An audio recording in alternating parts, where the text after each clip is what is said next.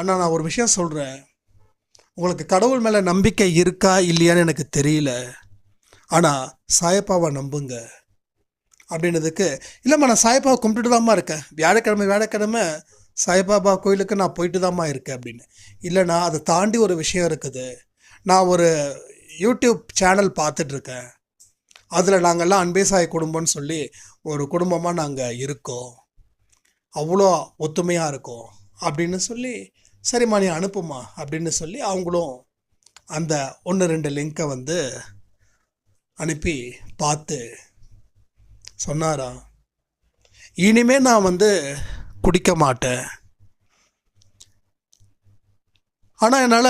முழுக்க நிறுத்த முடியுமா என்னன்னு எனக்கு தெரியாது, ஆனால் ஒரு பெரிய மாற்றம் மட்டும் எனக்கு வந்திருக்குது, நான் பொறுப்பாக இருப்பேன் அப்படின்னு சொல்லி குடிகார கணவரை அந்த பெண் வந்து